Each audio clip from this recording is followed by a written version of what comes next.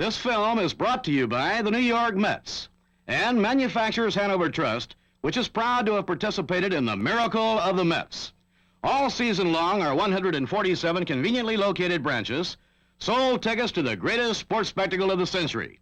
We at Manufacturers Hanover are happy to have played our part, as we have every year since the Mets were formed. Manufacturers Hanover Trust. It's good to have a great bank behind you. This film is also brought to you through the courtesy of Borden Incorporated, makers of such fine food products as Old London Cheese Doodles, the cheesier snack, America's favorite corn puff, Dipsy Doodles, the Ripple crunchier corn chip, Drake Bakeries, makers of Yankee Doodles, Devil Dogs, Cream Cups, Ring Dings, Yodels, coffee cakes, and other fine products.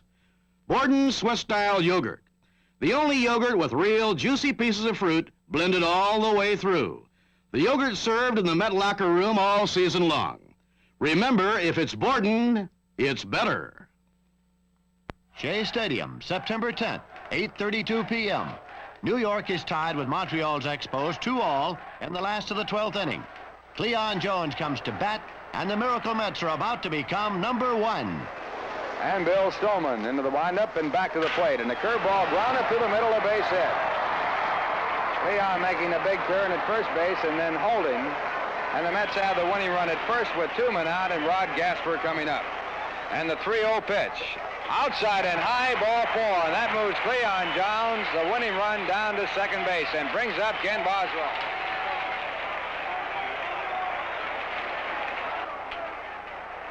The pitch is hit through the middle. It's going to go into center field. A base hit and the Mets will win it.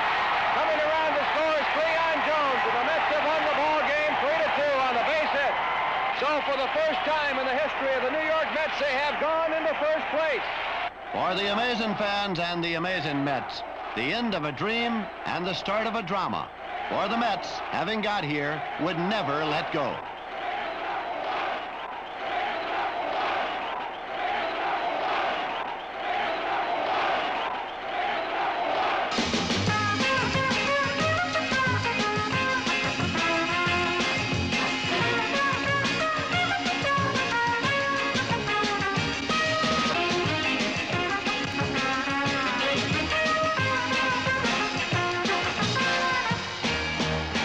Unbelievable. Just unbelievable. Just fantastic, really. Tremendous. Gil Hodges is just the best. I still can't believe it. Who would have guessed it 5 months earlier when the Mets opened their 1969 season? Their opponents was the same Montreal Expos, an expansion team. But the Mets didn't win it. Manager Gene Mauch's men did. Yet, in spite of their losing pattern of old, the Mets showed clues of greatness to come. Agee looked good in that opener. And the Mets, who scored 4 runs in the ninth to fall just 1 run short, showed they were a team that could bounce back. The Mets got the message. Think big, think positive. They put together some outstanding talent, from proven stars like Bud Harrelson at short to newcomers like Rod Gasper in right field and Wayne Garrett at third base. All they needed was to mold together as a spirited unit with the confidence to win.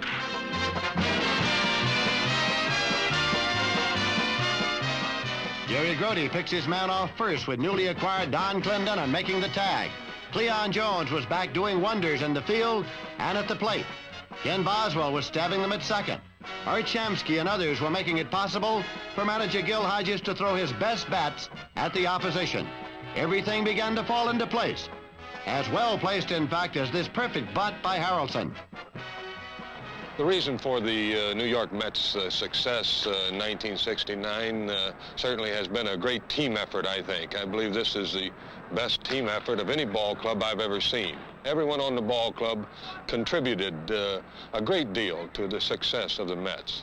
Of course, I think whenever you really start breaking it down, you have to say that pitching is the backbone of our attack, headed by Tom Seaver, who had a great year, winning 25 ball games in the course of the 1969 season, not counting the playoffs.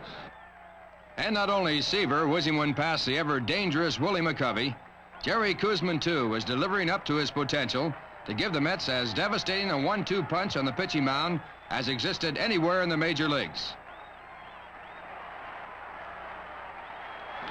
I think that on any pitching staff, you have to have a real good bullpen.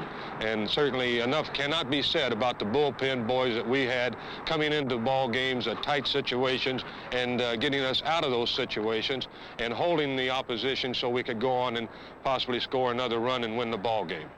Tug McGraw, Ron Taylor, Cal Kuntz, and Coach Joe Pignatano helped make the bullpen a stopper. The Mets had arms when they needed them. Here's McGraw with the screwball. Thanks to talent and training, when the calls came, the relievers could be counted on. From the pitching staff into more or less the hitting, and that would be Cleon Jones, who headed our hitting this past year. And Cleon just was a real fine hitter, a great hitter from opening day on. The reason that I believe that he did not win the batting championship was because he had hurt his rib diving for a ball in the outfield and was out for 10 days or more, and it was very sore when he came back. One of the greatest comebacks of anyone I've ever seen was the way that Tommy Agee came back for the New York Mets. He did everything asked of him in the outfield and did a great job with the bat. Hit a number of home runs, and actually he played the type of ball that he is capable of playing, and the type of ball I think that we'll see from Tommy Agee for a number of years here in New York. Agee, before the year ended, was to prove himself big in every respect. I know that I came in spring training this year with more desire to be a better ball player and to have a good year. And I think that I had a good spring. This helped me more than anything else. And I gained some of my confidence back. One of the big reasons for our success also was our bench strength. We had some great surprises in '69, too, from the kids. Contributing to the Mets' success were the men who guarded the bases. Bobby File, Garrett, and Ed Charles did the job at third, with Shamsky, Clendenin, or Kranepool at first. Who can forget kids like rookie pitcher Gary Gentry? Or the second base heroics of Kenny Boswell and Al Weiss. In this beautiful sequence, Willie Davis of the Dodgers hits into a double play.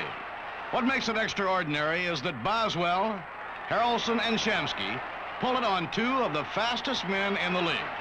Manny Mota, who's out at second, and Davis, who's thrown out at first. When it came to big plays like this, the Mets were making them.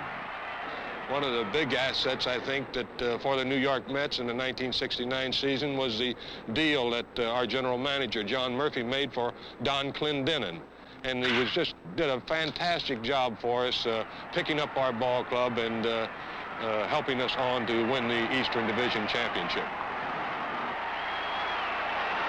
The ability to beat the clubs they had to beat. The St. Louis Cardinals and the Chicago Cubs were also factors now. On July 8th, yes, July the 8th, came the turning point. Ron Swoboda, firing behind the runner, traps Ron Santo at second. Santo doesn't like the call, and the Cubs, under pressure, were starting to lose their cool. Actually, the Mets were losing 3-1 in the ninth, and the Cubs' top pitcher, Ferguson Jenkins, had them handcuffed when Ken Boswell came to the plate. That's in the air to center, and Don Young now comes up after hanging back, and he can't get it. Boswell's on his way to second. Boswell slides, and he's safe with a double. Boswell with a double as Don Young misjudged the fly ball. Don Clendenin is now the batter. It's way back there. That could be. It's way back. It's going, and this one is taken and dropped at the wall. Boswell goes to third and holds. Clendenin is at second. Runners at second and third. Cleon Jones is up now. Held down the left field line. A fair ball. One run scores. Two runs score. Cleon's on his way to second. It's a double, and the ball game is tied at 3-3. In the batter's box stands Ed Kranepool. Punched into left field. It's going to be in there. It's a base hit, and the Mets win. The Mets win the ball game. Cleon Jones scores. Look at the New York Mets. Look at the fans. It's absolute bedlam here at Shea Stadium. You could not believe it. It's absolute bedlam everywhere. Fans standing up and in the aisles. The New York Mets pull it out. That was the turning point. Next night, July 9th, call it Seaver night. Seaver, the complete athlete, aids his own cause by knocking in a run in the second inning against the Cubs.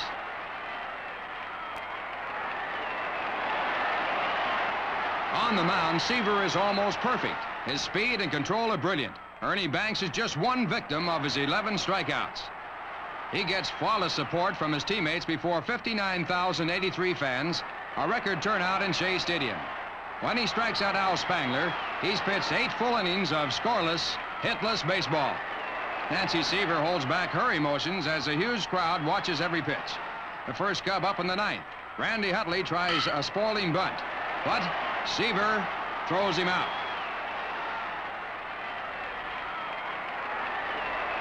2 outs to go to a perfect game. Jim Qualls, a rookie outfielder, is up. A clean hit to left center field, and there goes the perfect game. But there's a standing ovation for Seaver by 59,000 fans. It's still a near-perfect game when Don Kessinger flies out to end it. And it's a vital victory for the Mets. Back-to-back wins shake up the Cubs. Behind success in baseball lies constant scouting. Bob Sheffing and Bertie Tebbitts of the Mets were in Sarasota, Florida to scout a pitching prospect, Randy Sterling of Key West High School, who was later drafted and signed by the Mets.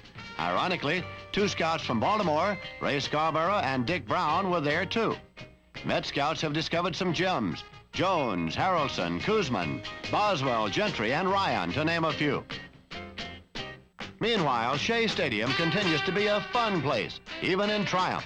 From Banner Day to Helmet Day to Camera Day, there's always close rapport between fans and stars. Baseball clinics in the greater New York area and community dinners are part of the scene. The Met way of meeting the fans is a winning way for big and small. Shea Stadium can be a swinging place in the gaiety of date night, fun night, Borden's night. Elsie the cow has been to Flushing Meadow, and one night she brought a couple of calves for heroes Tom Seaver and Cleon Jones. Some hero. Then there was the Mayor's Trophy game, too. The Mets beat the Yankees that night to help promote Sandlot baseball. Old Timers Night saw Met General Manager Johnny Murphy, former Commissioner Ford Frick, Commissioner Bowie Kuhn, and former Met manager Casey Stengel. That's Phil Rizzuto at bat, Walker Cooper behind the plate. There's former Washington Senator Mickey Vernon, with old-time Pirate pitcher Vernon Law doing great in the outfield. Met Family Day with Michael Scott Koosman. How come he's a righty, Jerry? Mr. and Mrs. Gary Gentry and their baby, Jim McAndrew with little Jim. He swings the bat well. It's the base running that gives him trouble.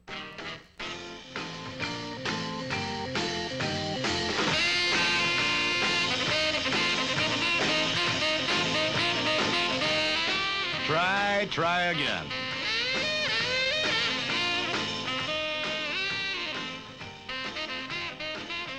It's times like this when a ball player needs his mother.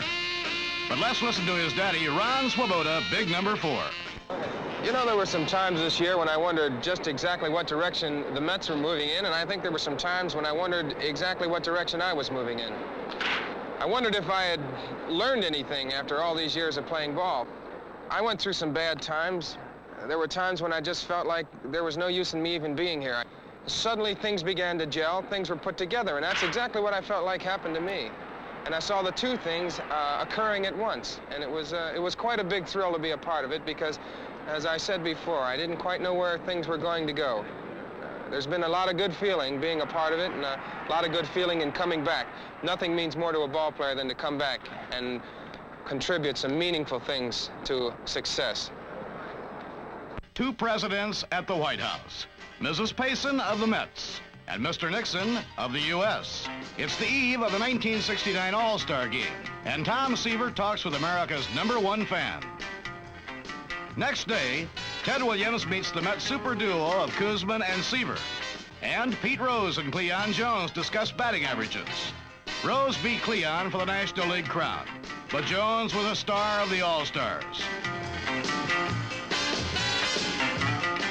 And who dreamed it was an indication of things to come when Jerry Koosman struck out Brooks Robinson of the Orioles.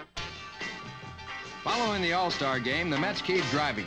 Against their old tormentors, the Giants and Dodgers, the Mets win 11 of 12 home games, and in every imaginable way. What a change. Cody hits a routine fly against the Dodgers in the ninth to win a game, when the dependable Maury Wills can't find the ball. Is there magic working for the Mets? Dave Marshall makes an unbelievable catch in the one home game the Mets lost to the Giants. And knowing a good thing when they see it, the Mets traded for Marshall in one of their off-season deals. Scoreboard watching became a pastime at Shea as the Mets took dead aim on Chicago. Ah, yes, there's good news today. Then that big night of September 8th, a two-game series with the Cubs. In the bottom of the first, Agee gets knocked down by Chicago pitcher Bill Hands. Koosman comes back in the top of the second, and whoops, feelings run high. The Mets and the Cubs are locked in combat. New York just 2.5 games behind the DeRocher crew. Agee up again in the third, Harrelson on first. The score is no longer tied. The Mets go ahead 2-0.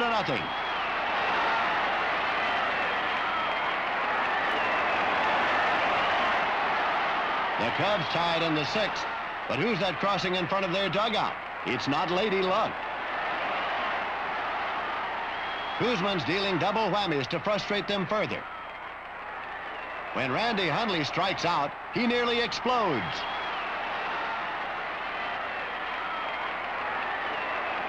The pressure's suffocating, but Koosman's cool, and the great Ernie Banks goes down swinging. Koosman fans 13 Cubs on this memorable night of September 8th. The Mets are tearing at the Cubs' throats, and they never give up. Agee hits what should be a single, but Tommy never stops racing till he gets to second. It's a big play at a big moment. When Garrett comes to the plate, the heat is on. It's a single to right. But can Agee win the race to the plate? Safe. And Randy Hundley does a rain dance. The Cubs have lost it for their 5th straight defeat. What a night. Did everyone bring handkerchiefs? Next night, September 9th, Jenkins pitching for Chicago. The Cubs get Shamsky in a rundown. But they blow it. Now comes Mr. Clutch, Don Clendenon for the Mets.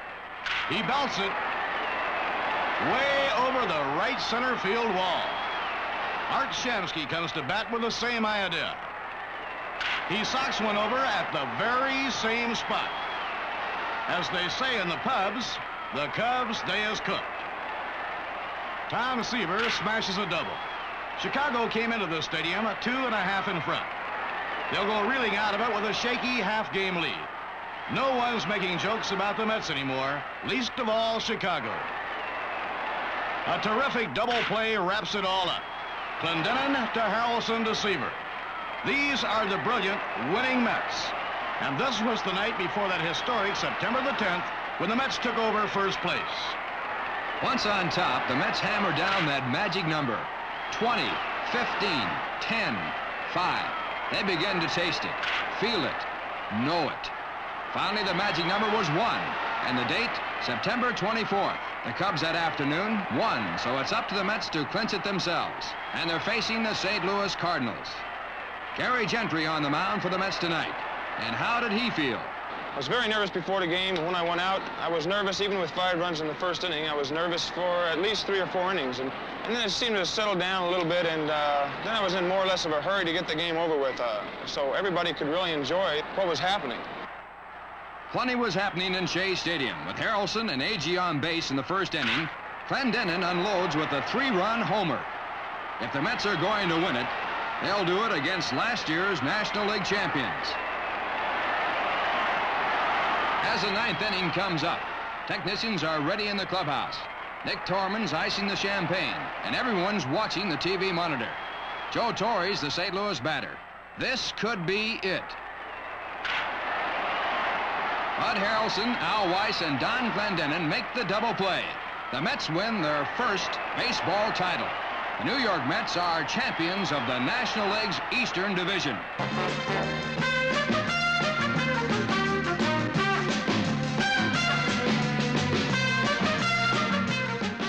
It's sheer madness in the clubhouse. Champagne, congratulations, laughter, and cheering. This team is #1, just as their fans who've been #1 for years. Big Shea, a scene of celebration tonight. Then it was the Braves' turn. The Mets swept the first 2 games in Atlanta, aided by the hitting of Ken Boswell, Art Shamsky, Cleon Jones, and Tommy Agee.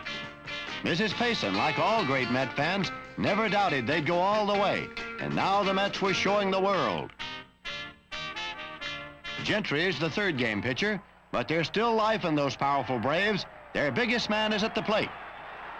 Hank Aaron hits his 3rd home run of the playoffs. Hammerin' Hank is in a class by himself. In the 3rd inning, Hodges makes a sudden and vital decision. With the Braves still ahead and 2 men on, he brings in fireballer Nolan Ryan to whiff a 3rd strike past Rico Carty. And that's exactly what Ryan does. Following an intentional walk to Cepeda to load the bases, Ryan fans Boya for the 2nd out.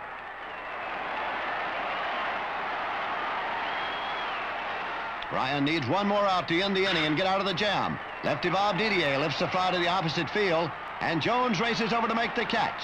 Nice relieving by Nolan Ryan. Bottom of the 3rd, Tommy Agee at bat. He belts it way out of sight to cut the Braves' lead to 2-1. Bottom of the 4th, Art Shamsky up for the Mets. He strokes a single into right field. The Mets would love to make it 3 straight over Atlanta. Ken Boswell is the next left-handed hitter. He's got it. Straight to the New York bullpen. And the Mets now lead 3-2. Orlando Cepeda up with a man on in the 5th. It's another home run. And the Braves retake the lead 4-3.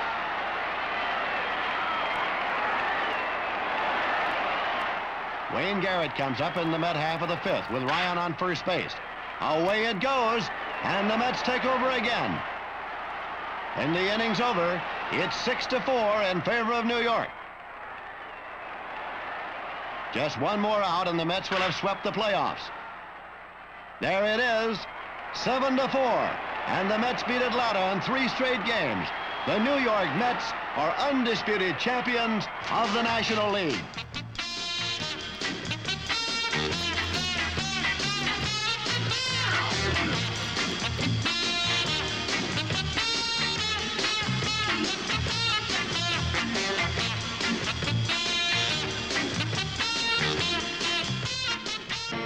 Next scene, Memorial Stadium in Baltimore. All the Mets have to do is beat the Orioles, the best American League team to go into a World Series since the Yankees of 1961. When Don Buford's homer helps to beat them in the first game, the odds makers begin to crow. They pick the Mets as underdogs. But the battling Mets have bounced back power. Jerry Koosman pitches them even in game number 2. At Shea in game number 3, Hendricks bats against Gentry with 2 men on. But then there was Agee with a miracle catch to end the inning.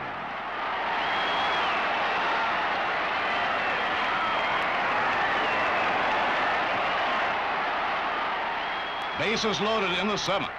Blair drills one deep, but there was Agee again. And the Mets went on to win the 3rd game.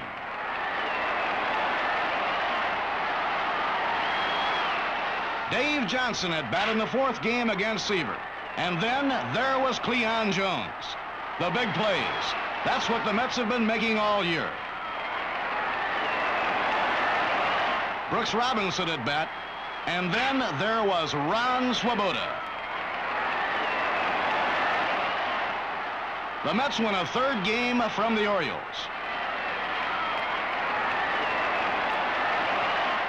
In the fifth game, Dave McNally hits Cleon Jones in the celebrated shoe polish caper. Clendenon ably argues Cleon's case before manager Hodges prevails with the evidence, and the decision goes to Jones. The Met mystique cannot be denied. Against McNally and the favored Orioles, Clendenon has the last word. His third home run of the series scores Cleon ahead of him and cuts the Baltimore lead to 3-2.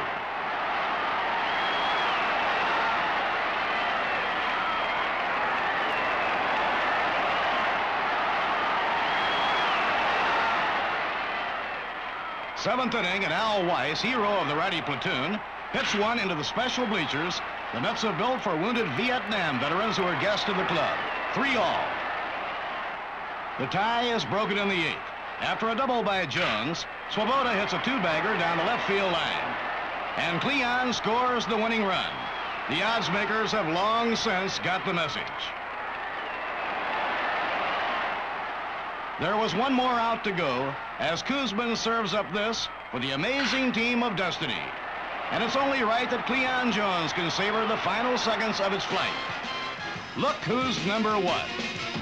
The world champions of baseball, the New York Mets. The champagne flows again. The ticker tape pours down on Broadway. Sophisticated New Yorkers go crazy over the amazing Mets. It's beautiful. It's incredible. And it's true. Those 2,100,000 fans who came to see the Mets play in 1969 knew it. These are the champions. These are the #1 Mets.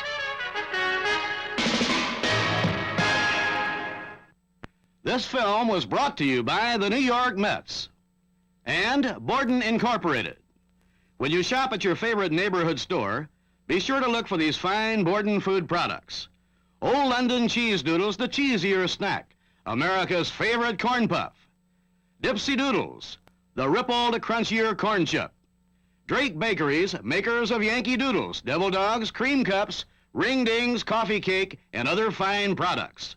Borden Swiss-style yogurt, the only yogurt with the real juicy pieces of fruit blended all the way through. The yogurt served in the Met locker room all season long. Remember, if it's Borden, it's better. Almost anything you can imagine, you can charge with the manufacturer's Hanover Master Charge card.